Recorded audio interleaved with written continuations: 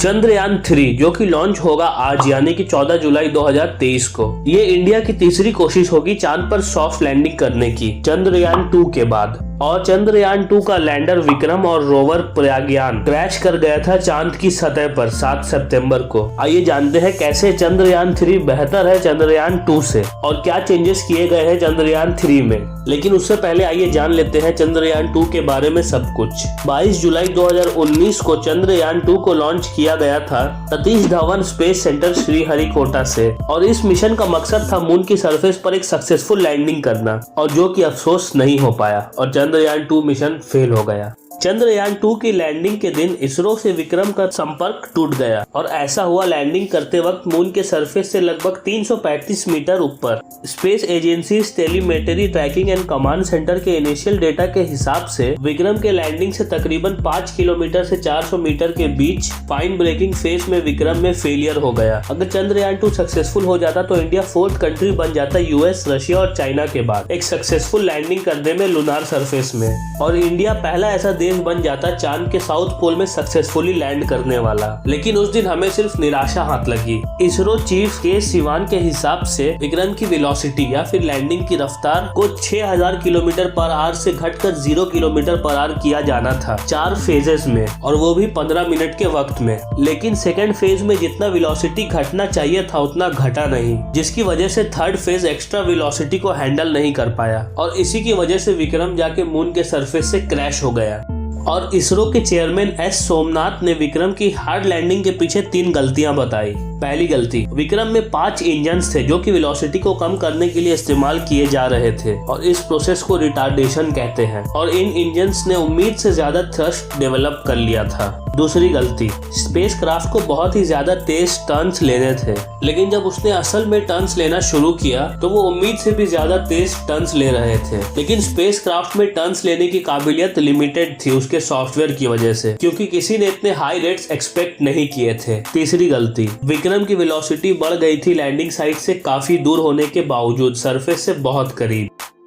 और चंद्रयान 2 के ठीक 4 साल बाद चंद्रयान 3 अभी लॉन्च किया जा रहा है और आई होप कि इसमें इंडिया जरूर कामयाब होगा और ये इंडिया के स्पेस एक्सप्लोरेशन की तरफ एक बड़ा कदम होगा। अब बताता हूँ कि कैसे चंद्रयान 3 अलग है चंद्रयान 2 से, या फिर कहूँ बेहतर है। इस मिशन का आर्किटेक्चर तो सेम है, लेकिन इन दोनों मिशन में कई डिफरेंसेस है। सबसे पहला डिफरेंस है कि जिन रॉकेट्स में ये स्पेस में जा रहे हैं, जो कि है GSLV Mk3 रॉकेट। चंद्रयान 2 में थे विक्रम लैंडर, प्रज्ञान रोवर और एक ऑर्बिटर, जबकि चंद्रयान 3 में सिर्फ लैंडर और रोवर ही मौजूद है और ये सिर्फ इन दोनों के साथ ही लॉन्च होगा, क्योंकि कम्युनिकेशन और टेरेन मैपिंग के लिए ऑर्बिटर यूज होगा चंद्रयान 2 का, जो कि अभी भी ऑर्बिट में है चांद के। चंद्रयान 3 के लैंडर में इक्विप्ड है लैंडर हैजार्ड डिटेक्शन और अवॉइडेंस कैमरा, ताकि वो ऑर्बिटर के साथ कोऑर्डिनेट करे और मिशन कंट्रोल करे चांद के सरफेस में लैंडिंग का। जबकि चंद्रयान 2 में ऐसा सिर्फ एक ही कैमरा था और चंद्रयान 3 में ऐसे 2 कैमरास हैं इंडिया टुडे के रिपोर्ट के हिसाब से। और चंद्रयान 3 के विक्रम लैंडर के पास और भी मजबूत पैर है पिछले वर्जन के हिसाब से। लैंडिंग वेलोसिटी को बढ़ा दिया गया है 3 मीटर पर सेकंड से 2 मीटर पर सेकंड पर, और एस सोमनाथ ने टाइम्स ऑफ इंडिया को बताया कि 3 मीटर पर सेकंड की लैंडिंग वेलोसिटी में भी लैंडर क्रैश नहीं होगा और उसके पैर नहीं टूटेंगे। एक और बदलाव है कि विक्रम में और ज्यादा फ्यूल ऐड किया जाएगा, जिससे कि उसमें और काबिलियत होगी ज्यादा ट्रेवल करने की या फिर डिस्पर्जन को हैंडल करने की। और एक नया सेंसर भी ऐड किया जाएगा जिसका नाम होगा लेजर डॉपलर वेलोसिटी मीटर, जो कि लूनार टेरेन पे ध्यान रखेगा। और लेजर सोर्स साउंडिंग से हमारे पास तीनों वेलोसिटी वेक्टर के कंपोनेंट्स होंगे, जिसकी वजह से हम इन सब डेटा को बाकी इंस्ट्रूमेंट में भी ऐड कर सकते हैं, जिससे कि मेजरमेंट्स एकदम एक्यूरेट होंगी और उसमें कोई प्रॉब्लम नहीं होगी। पिछले बार जो लैंडिंग स्पॉट था वो 500 मीटर इंटू 500 मीटर के एरिया में था, लेकिन इस बार उसे बढ़ा के 4 किलोमीटर इंटू 2.5 किलोमीटर कर दिया गया है। और इस बार विक्रम लैंडर में और भी ज्यादा सोलर पैनल्स होंगी, जिससे कि वो आराम से पावर जनरेट कर पाए वो जैसे भी लैंड करे।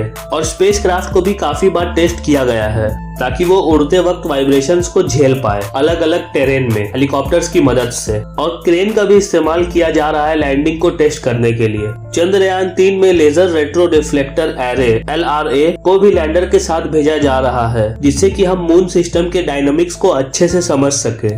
इसरो चेयरमैन ने कहा है कि सक्सेस बेस्ड डिजाइन जो कि चंद्रयान 2 में था, उसकी जगह फेलियर बेस्ड डिजाइन का इस्तेमाल किया है स्पेस एजेंसी ने चंद्रयान 3 में, जिससे कि अगर कोई फेलियर भी हो जाए फिर भी एक सक्सेसफुल लैंडिंग हो जाए आराम से। मैं भी उम्मीद करता हूँ कि चंद्रयान 3 सक्सेसफुल हो जाए। Let's hope for the best. Video देखने के लिए शुक्रिया। पसंद आया तो लाइक करो और चैनल को भी सब्सक्राइब करो, पक्का रिग्रेट नहीं करोगे।